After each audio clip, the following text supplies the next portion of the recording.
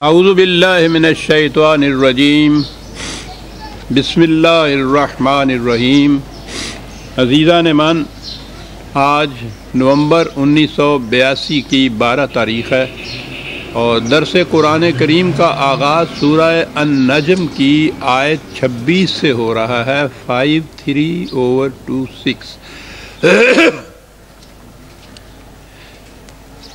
سابقہ آیات میں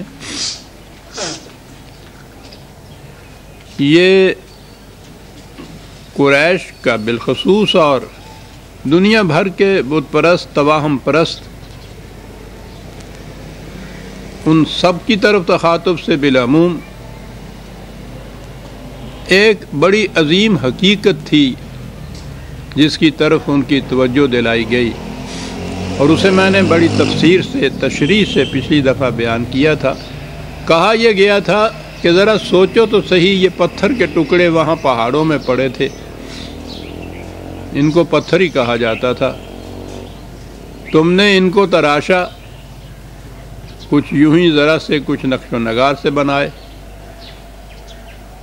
اور اس کے بعد تم نے ان کو دیوتا کہنا شروع کر دیا، حالانکہ ان کی حقیقت اس پتھر سے زیادہ کچھ نہیں، وہ وہی ہیں، حقیقت نہیں بدلی۔ تم نے نام اس کا رکھ لیا، کسی کا لات اور کسی کا منات اور کسی کا عزا۔ ان کا یہ نام نہیں تھا تو پتھر تھے، ان کا یہ نام ہٹا دو اس میں سے تو پتھر رہ جائیں گے۔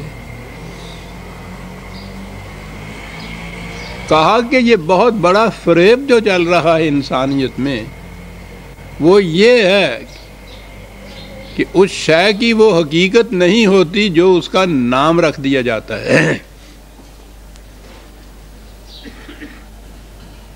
پتھر کے ٹکڑے کا نام دیوتا رکھنے سے اس میں دیوتا کی کوئی قوت نہیں آ جاتی، وہ پتھر ہی ہوتا ہے۔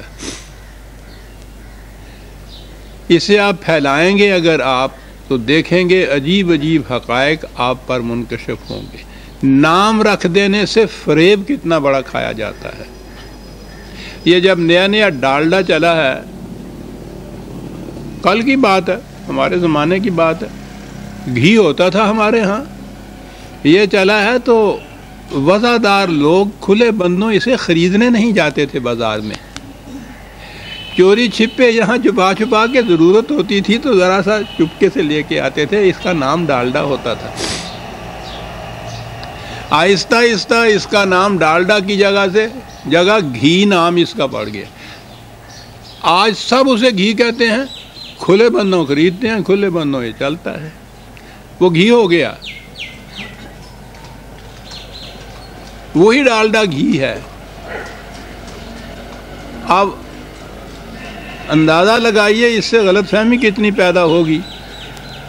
کل کو آنے والی نسلوں میں سے کسی کو گھی کا تو پتہ نہیں ہوگا، گھی تو مفقود ہو رہا ہے، ہوگا ہی نہیں۔ کتابوں میں گھی کے خواص لکھے ہوئے ہوں گے، اس کے کھانے سے طاقت آتی ہے، ڈس انفیکٹنٹ بھی ہوتا ہے، مالش کی جاتی ہے، بچہ کو دیا جاتا ہے۔ گھی کے جتنے فوائد ہیں وہ سارے ہوں گے۔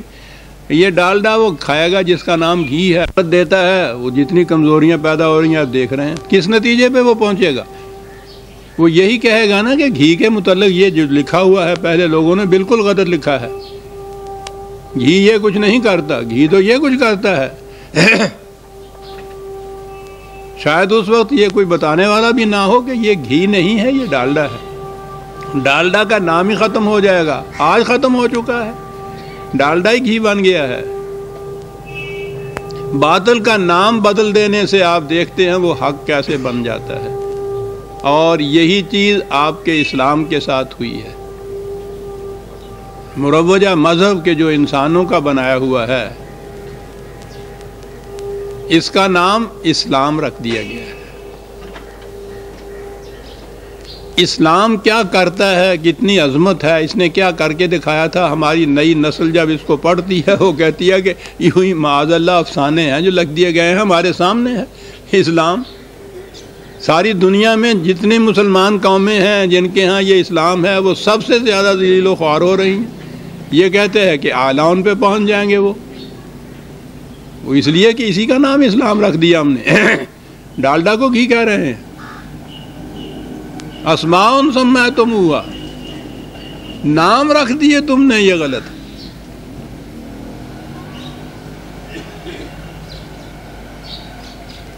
حقیقت تو وہی ہے کہ جو خدا نے بتائی ہے خدا نے قرآن کہا تھا کہ ہم نے اس کے لیے کوئی سند نازل نہیں کی ہے کہ یہ دین ہے ہماری سند تو ہماری کتاب کے اندر ہے اس لیے اصول یہ ہے کہ جو کچھ تو اللہ کی کتاب کے مطابق ہے وہ سچا ہے وہ دین ہے وہ حقیقی اصلی گھی ہے یوں کہیے اور جو اس کے خلاف ہے وہ غلط ہے وہ باطل ہے اصول ہے تم جو جی میں آئے اس کا نام رکھ لو پتھر کا نام دیوتا رکھنے سے وہ دیوتا نہیں بن جاتا اس معیار اور اس اصول کے اوپر جس دن امت آ گئی آپ دیکھیے گا کہ پھر سے دین کا احیاء ہوگا اور پھر سے اس کو وہی رفتیں اور ثروتیں حاصل ہو جائیں گی جس دن یہ ڈالڈا بند ہو گیا اور اس کے بعد وہ گھی خالص جو ہے وہ کسی طرح سے پروڈیوس ہو کے آنے لگ گیا تو وہ وہی اپنے نتائج مرتب کرے گا کہ جو گھی کے نتائج ہوتے تھے کیونکہ اب ہم نے غلط چیز کا نام گھی نہیں رکھ دیا وہ اصلی گھی آ گیا ہمارے پاس دین خالص خدا کی کتاب ہے معیار یہی ہے سند یہی ہے جو اس کے مطابق ہے سچ ہے جو اس کے خلاف ہے وہ غلط ہے تو پہلی تو چیز وہاں کے ہی ان کے کہ وہ جو بتوں کے متعلق پتھروں کی مورتیوں کو یہ کہتے تھے اور آگے آج کے درس وَكَمْ مِن مَلَكٍ فِي السَّمَاوَاتِ لَا تُغْنِي شَفَاعَتُهُمْ شَيْئًا إِلَّا مِن بَعْدِ أَن يَأْذَنَ اللَّهُ لِمَن يَشَاءُ وَيَرْضَىٰ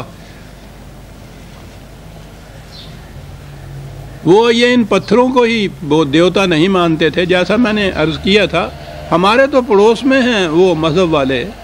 اس زمانے کے جو تھے یہ کہنے والے وہ تو نہیں رہے عرب میں اس کے بعد اسلام کے بعد پھر اس کا احیاء نہیں ہوا تو یہاں تو یہ تھے بادل دیوتا بارش دیوتا بجلی دیوی اگنی دیوی پانی دیوتا گنگا دیوی چاند دیوتا سورج دیوتا یعنی یہ مظاہر فطرت یا فورسز آف نیچر فطرت کی قوتیں ان کو دیوتا بنا رکھا ہوا تھا وہ انہیں اس ناموں سے نہیں پکارتے تھے وہ کہتے تھے یہ ملائکہ ہیں فرشتے ہیں انہیں وہ فرشتوں کو بھی وہ خدا کی بیٹیاں کہتے تھے اس لیے ان کو دیویاں ہی کہتے تھے دیوتا نہیں کہتے تھے وہ دیوی تو مؤنث ہوتی ہے نا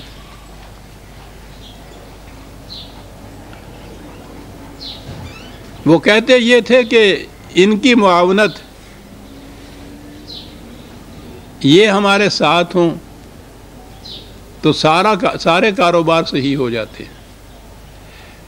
بلکہ وہ تو یہ بھی مانتے جب اعتراض کیجئے کہ تم ان کو خدا مانتے ہو تو یہ ہندو بھی کہا کرتے تھے کہ نہیں صاحب یہ تو ہم تو صرف یہ کہتے ہیں کہ خدا کے ہاں ہماری یہ سفارش کر دیں گے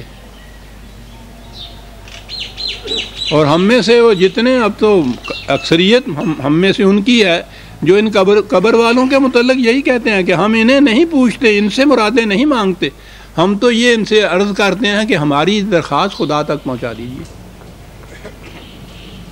وہ بھی یہی مانا کرتے تھے یہ ہندو بھی اپنے ان دیوتاؤں کے متعلق یہی کہتے ہیں جب انہیں کہا جائے گا کہ 32 کروڑ خدا مانتے ہو کہنے گے بالکل نہیں برہما تو ایک ہی ہے یہ تو اس کے ہاں ہماری سفارشیں پہنچاتے ہیں مرادیں لے کے جاتے ہیں یہ تو قرآن آیا نا جس نے ان تمام پرستیوں کے گلے کاٹ کے رکھ دیے جب میرے بندے میرے متعلق پوچھے تو ان سے کہو کہ وہ قریب وہ تمہارے ساتھ ہے تمہاری شاہراہ سے بھی قریب ہے تم میں اور ان کے درمیان کسی درمیانی کی امیجیٹ کی ضرورت کیا ہے اس نے ختم کر کے رکھ دیا اجیب دعوت الداعی اذا دعان ہر پکارنے والا جب پکارتا ہم سنتے ہیں اس کی پکار کو کسی کے تھرو درخواستیں بھیجنا یہ تو دنیاوی نظام ہے پھر سفارش کا ہمارے ہاں عقیدہ معاذ اللہ یعنی یہاں دنیاوی کسی حاکموں کے متعلق کہیے اور آج کل تو عام طور پہ کہتے ہیں کہ صاحب یہاں تو سفارش کے بغیر کام ہی نہیں چلتا